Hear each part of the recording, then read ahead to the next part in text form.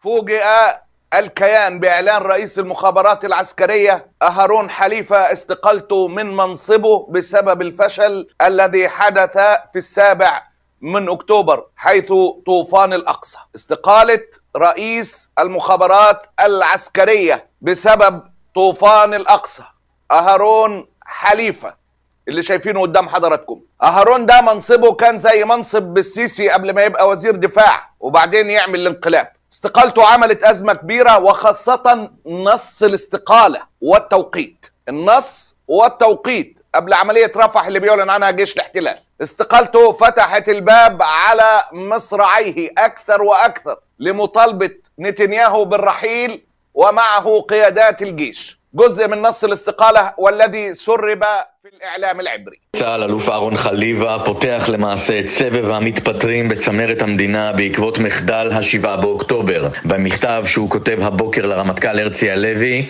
כי אמ"ן בראשותו לא עמד בתפקיד שלו ונכשל כישלון נורא ב-7 באוקטובר במחדל המודיעיני בעקבות מתקפת החמאס. استقالة رئيس المخابرات العسكرية في هذا التوقيت زاد الضغوط لإحداث موجة استقالات أكبر. كل تلك الاستقالات يا جماعة واقفة على ساعة توقف الحرب، لكن استقالة الرجل في هذا التوقيت قلبت الدنيا رأسا على عقب. رئيس الاستخبارات العسكرية المستقيل بيذكر في نص استقالته أنه خدم 38 سنة في الجيش، لكنه سيبقى أبدا متذكرا آلام وأسى طوفان الأقصى. אגף המודיעין בצה"ל אלוף אהרון חליבה קורא במכתב ההתפטרות שלו להקמת ועדת חקירה ממלכתית כדי שתחקור את מחדלי המלחמה, והוא למעשה ראשון המתפטרים בצמרת המדינה, כאשר רבים רוצים בהתפטרות כל הצמרת הצבאית, הביטחונית וגם המדינית של הצמרת הישראלית. ראש אמ"ן כותב במכתב שלפני 38 שנים הוא התגייס לצה"ל, והוא לנצח ולעד יזכור את כאב המלחמה. كلام رئيس المخابرات العسكرية فتح باب الاستقالات حيث لم يكن بمفرده. كلام يتردد بقوة عن مسؤول إسرائيلي آخر عمل صدمة، ده اللي قاله عمت هيلفي عضو الكنيست وعضو مجلس الأمن الإسرائيلي اللي كذب نتنياهو والجيش، اللي قالوا انهم فككوا كتائب المقاومة في غزة ومنه مش باقي إلا كتيبتين. عميد هيلفي خرج ليعلن على الملأ أن هذا الكلام كذب بواح، وأن كتائب الأقصى وكتائب القسام وكتائب المقاومة كما هي. كذب كلام نتنياهو والمتحدث باسم جيش الاحتلال. ענייני ודיון רציני מאוד, איך גורמים להשמדת החמאס. איך גורמים להשמדת החמאס. אם נתניהו היה מושפע מהם, אז הוא כבר היה ברפיח. והעובדה שכרגע התוכנית לא מובילה, אני רוצה לומר יותר מזה, 24 גדודים יש לחמאס. הם כולם פועלים, בניגוד למה שנדמה בציבור. הם כולם פועלים. זה מאוד כל הגדודים, עזבו את רפיח. قالت له يعني الجيش كذاب ونتنياهو كذاب؟ قال لها بقول لك كذابين، ما حصلش. المقاومة بكل العافية. אבל הצבא אמר שהוא נטרל את הרוב. זה לא נכון? לא נכון. אז הצבא משקר? התשובה היא לא נכון. שר ביטחון גם אמר, הוצאנו, אני מכיר את הנתונים. גם נתניהו אמר את אותו מסר. אני אומר לך, אנחנו תכף נמצא את זה, אז מה, הם אומרים לנו דבר שקר? אני אומר לך בצורה בלתי אמצעית של הנתונים. כל 24, אני יודע, אני מדווח, אני חבר ועדת חוץ וביטחון, ואני אומר לך, כל 24 הגדודים של חמאס, כולם ללא יוצא מן הכלל, כולם פעילים. עכשיו יש שאלה של רמת הפעילות. ال24 كتيبة صاغ سليم. كما أنت رحيم يا إلهي. على ذكر المظاهرات، الدنيا اللي ولعت بعد استقالة رئيس الاستخبارات، ده الوضع دلوقتي أمام بيت نتنياهو قبل ما أكمل لك تلك التصريحات الخطيرة. הממשלה מפקירה את החטופים. הממשלה מפקירה את החטופים.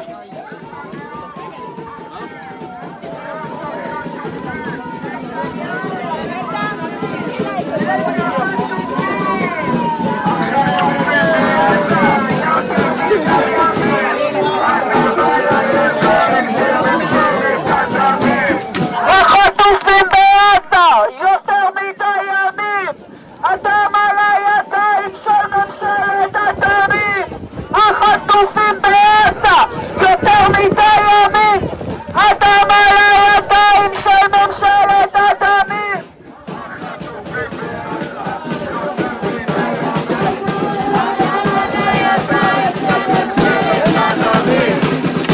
تلك التصريحات اللي خلت اللي في الاستديو ينهار. دي اكتر تصريحات تم تشهيرها اليوم في الكيان. عميد هيلفي عضو الكنيست وعضو الكابينيت ومجلس الامن الاسرائيلي قال لها كل الكلام اللي بيتقال كذب بواح. المقاومة الكلام اللي بيتقال على انهم لم يتبقى الا كتيبتين كذب.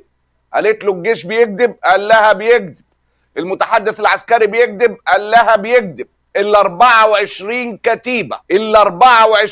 كتيبة بفضل ربك صاغ سليم. احنا في مجلس الامن بنقول لكم التقديرات الحقيقية. مجلس الامن بتاع الحرب كلام נתניהו والمتحدث باسم الجيش كذب. كل الكلام كذب. יש להם 700 איש או 500 איש בגדוד. שאלה טובה, האם הם פועלים עכשיו דרך קוד ושליטה דיגיטלי, או שהם פועלים דרך פתקים?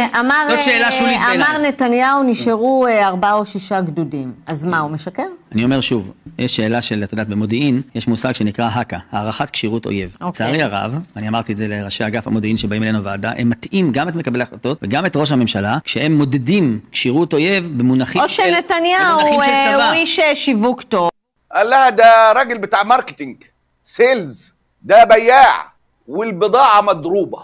لم تكن تلك هي كل الصدمات في ال 24 ساعة. تامير برضو رئيس الموساد السابق قال كلام مهم وخطير. قال لك احنا عملنا صفقة مع حكومة غزة، ولكن ما تم ترويجه بأن تلك الصفقة خضعت ليها حكومة غزة بسبب ضغطنا العسكري وبسبب تفوقنا وهم كبير. السبب الحقيقي انا هقوله لكم، ده رئيس الموساد السابق. السبب الحقيقي ان المقاومة وحكومة غزة كانوا عايزين يخلصوا من الاطفال والسيدات كبار السن، لانهم كانوا حاسين ان الحفاظ على حياتهم في ظل الحرب هيبقى صعب جدا. تلك الصفقة حدثت فقط لان حكومة غزة هي اللي كانت عايزة كده، عكس ما تم תרויגו من اعلامنا ومتحدثين الرسميين بان الضغط العسكري والحرب هو السبب. בפעימות הראשונות הגענו למתווה לעסקה שבה שוחררו עשרות חטופים בלי לסיים את המלחמה. הפעימה הראשונה הייתה פעימה שרצה בה החמאס. היו שם ילדים ונשים, זה היה עול גדול מדי. כמות החטופים שהייתה לו הייתה כל כך גדולה, ולהחזיק ילדים במצב הזה זה כאב ראש לא קטן עם עולם שלם שמסתכל. החמאס לא עשה את זה לא בגלל פעולה צבאית ולא בגלל רצון של מדינת ישראל, והאינטרס שלו להצטער בעולם או להפחית מעליו את הלחץ. رئيس الموساد السابق هاجم الإعلام والعسكريين وجيش الاحتلال وقال لهم انتم بتضحكوا على الناس. الضغط العسكري والحرب مش هو اللي هيرجع الأسرى ولا هيخلي حكومة غزة تعمل صفقة. بطلوا ترويج أوهام. ما تفعلونه احتيال كبير على الشعب. ישראל ופה באולפן דיברו פעם אחרי פעם בכך שהחמאס, הלחץ הצבאי הוא שיביא את החמאס. חבר'ה, לא לחץ צבאי ולא שום דבר. אנחנו יודעים מה המחיר מהרגע הראשון. בשביל להביא את החטופים הביתה, המחיר שמדינת ישראל תשלם הוא ברור מהרגע הראשון. ואתה תומך בשחרור? אני תומך, אני טוען שזה צריך להיות כבר לפני 5 חודשים. אני חושב שמה שנעשה פה זה הונאה עצמית של הדרג המדיני במידה רבה, ויותר חמור מזה, הונאה של דעת הציבור בישראל ושל התקשורת הישראלית לא פחות. فالمذيع قال له تلاميذك وزمايلك في الموساد اللي بيشاركوا في المفاوضات بيقولوا لنا احنا مش عارفين السنوار عايز ايه، هل الكلام ده حقيقي؟ قال له استنطاع، ده استعباط. سبحان ربك عندما تأتي الشهادة من على لسان أحد الأعداء. قال له السنوار وحكومة غزة من أول يوم قالوا عايزين ايه بالظبط، لا لفوا ولا داروا ولا غيروا كلامهم. אתה חושב על ההודעה הרשמית של המוסד, אנשים שאתה מכיר היטב מקרוב שאומרים, זה חמאס הקשיח חמדות, סינואר לא רוצה עסקה, זה לא נתניהו, הודעה שגוררת ביקורת בגופי הביטחון האחרים, שב"כ, בצבא. לדעתי, כל מי שמכיר את החמאס יודע מה המחיר, והמחיר בשביל להביא את החטוף, החייל החטוף האחרון, ואת החלל האחרון, הביתה הוא ברור לכל אחד ואחד. במוסד לא מכיר. قال لك اللي عارف حماس واحنا عارفينها كويس فاهم ان الكلمة ما بتتناش. الصفقة معروفة وواضحة من أول ثانية. رئيس الموساد الأسبق تامير برضو قال لك كل الأجهزة وكل المسؤولين اللي بتتحدث عنهم كل المفاوضين عارفين إيه اللي مطلوب منهم بالظبط، فلا داعي للاستعباط. לא מכירים את חמאס? אני מנסה להבין את ההודעה הזו. זה אנשים שאתה מכיר מקרוב. חמאס, מוסד מפרסם הודעה, חמאס הוא השם, הוא מקשיח עמדות. זה לא נתניהו. ישראל הייתה מוכנה ללכת פחות מחצי מהצעד שהיה נדרש בשביל להביא את החטופים הביתה. כתוצאה מכך שזה המנדט שניתן למוסד, במסגרת המנדט הזה אי אפשר להשיג יותר. זה מה אם אני מפרש את דבריו של ראש המוסד, זה הדברים. מה שצריך לעשות, וראש הממשלה יודע את זה הכי טוב מכולם, והקבינט המלחמתי יודע את זה הכי טוב מכולם. ואפשר היה להביא את החטופים לפני 4 ו5 חודשים. لو انهم منحوا التفويض الصحيح لمين اللي بيتفاوض يا جماعه ما اعرفش حضراتكم مدركين خطوره تلك التصريحات وتلك الاستقاله في ال 24 ساعه ولا لا.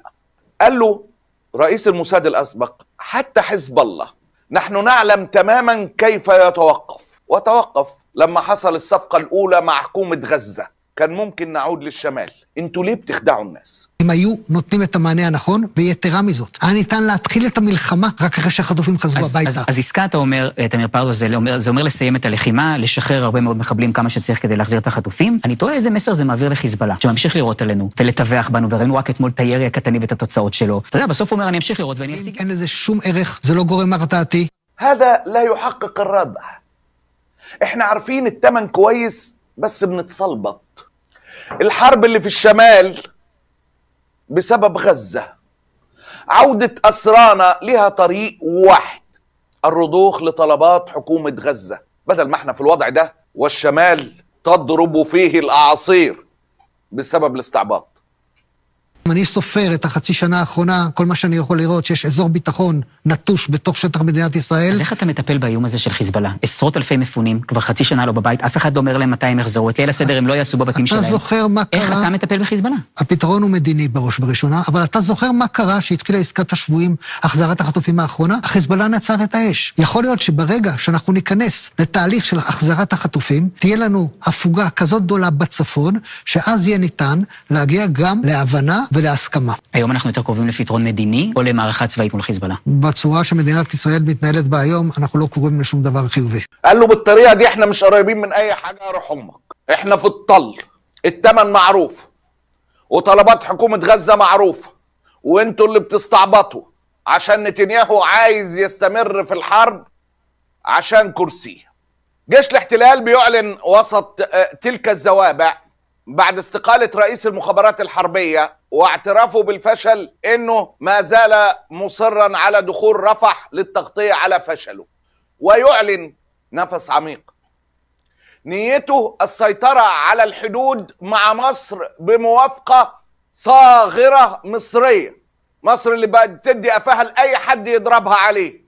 هوريك السعوديين والإماراتيين عاملين ايه كمان شوية، ما تروحش بعيد. بس قال لك نستعد للسيطرة على الحدود مع مصر بموافقة صاغرة مصرية. باروخ يديد الصحفي المقرب من المخابرات هكذا قال.